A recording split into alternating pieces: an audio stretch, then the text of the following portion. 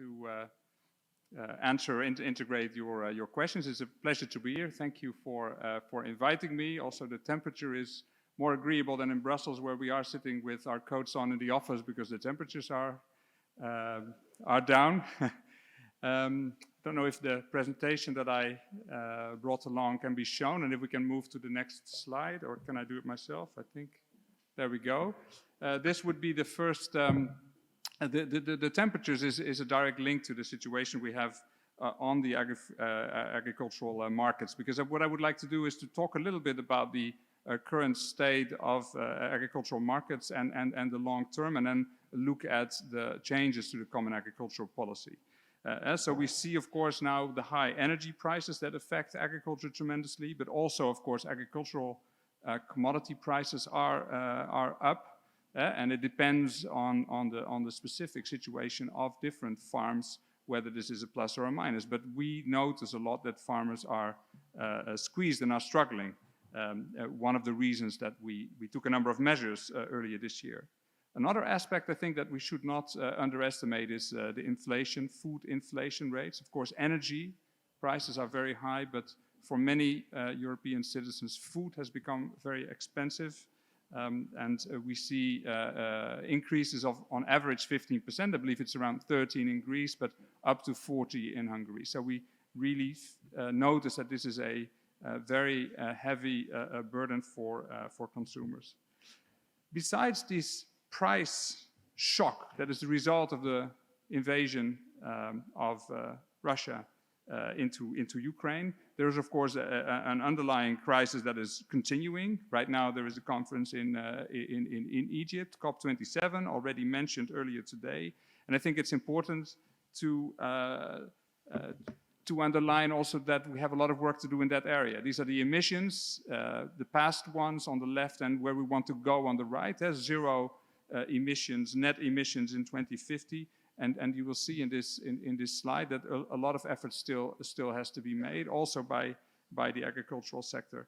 And if we don't do that, we also can fear that this is affecting our production capacity. Only the drought of last year affected our crops, which is something we see in the next slide. I think we had about cereal production reduced by about 8%, and maize 24% this year. So the drought effects really demonstrate what climate change can do. And this graph, this map shows what it can do in different parts of Europe. The effects of climate change will be different. We don't know what they will be, but we know that it is already happening. So when we're looking at the market turmoil, the climate challenges, and I haven't added slides on that, but also the environmental challenges, we need answers in the short term. We also need answers in the long run.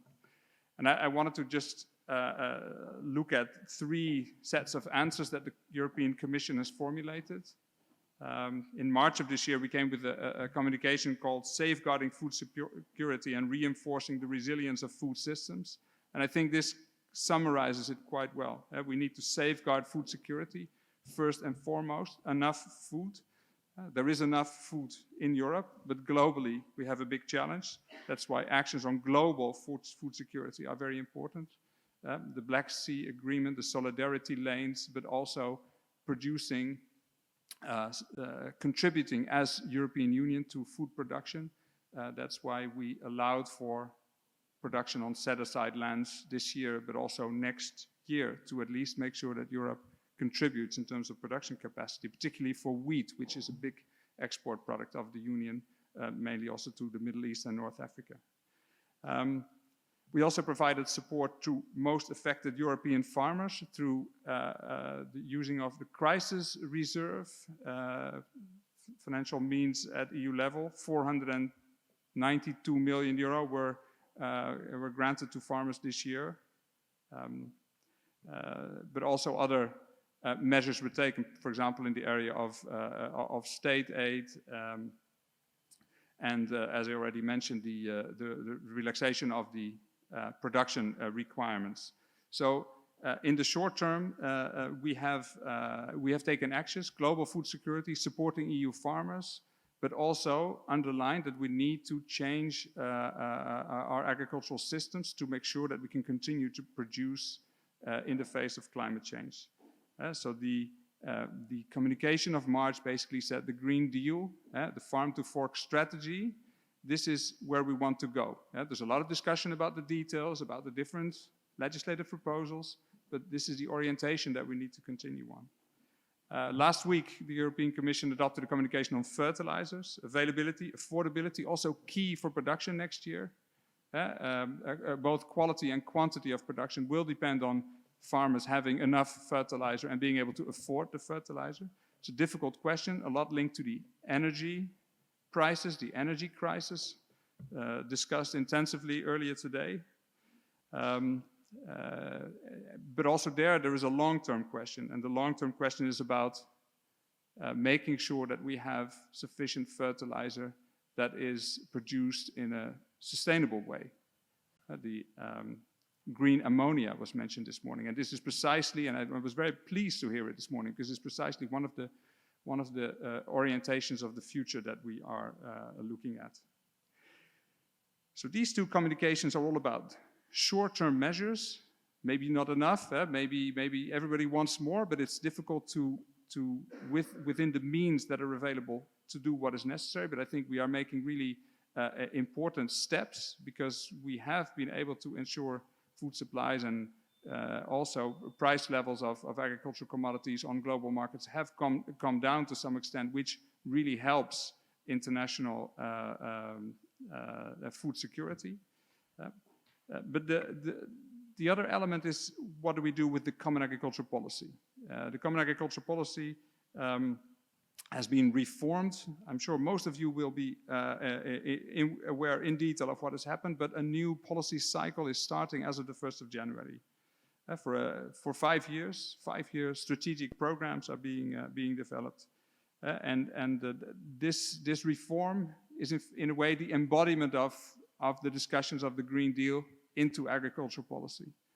During the negotiations about the reform and the changes of the agricultural policy, the question on the table was, how will this contribute to the farm to fork strategy and the Green Deal? How will this ensure economic sustainability, but also environmental and social sustainability in the long run? So that's why I wanted to look a bit more at this reform process, and about and what is the outcome of this. So this new Common Agricultural Policy works with strategic plans.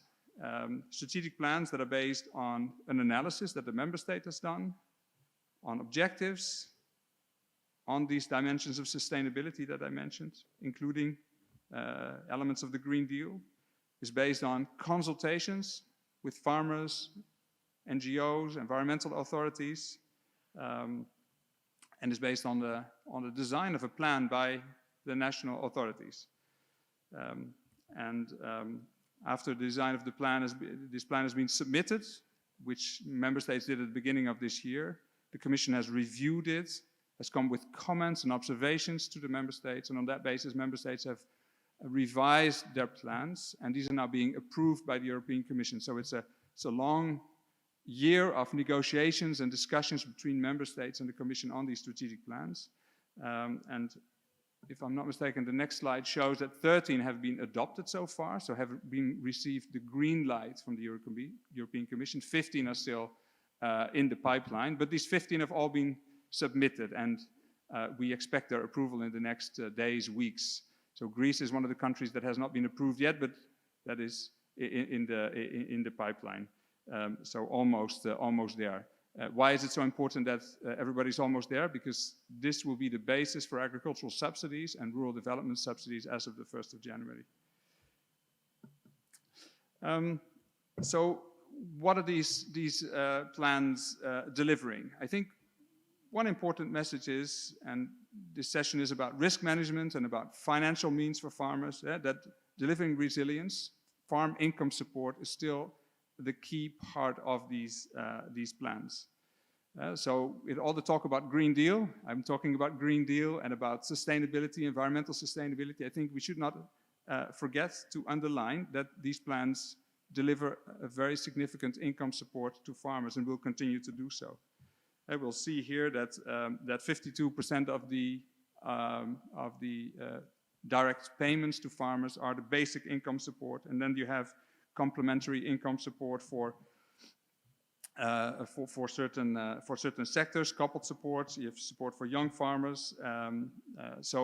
We have a redistributive aid that goes to largely to smaller farms. So the schemes, the way this income support is delivered has changed a bit, but it's still focused on providing income support, conditional on a number of sustainability requirements which have increased and which has been the subject of the discussion over the past 5 years of discussions on these strategic plans. But I think it's important to underline the importance of this income support also in the wake of, and the moderator here underlined the wake of difficult situations in terms of interest rates, difficult situations in terms of managing risks.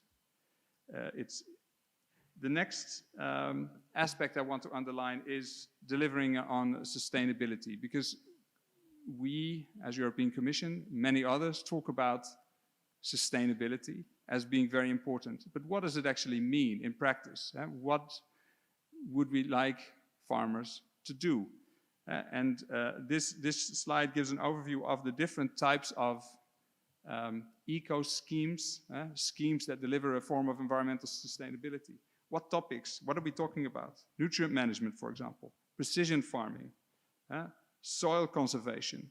These are the sort of things that we want to see, and these are the sort of things that are in these plans and for which dedicated subsidies are going to be available the next 5 years.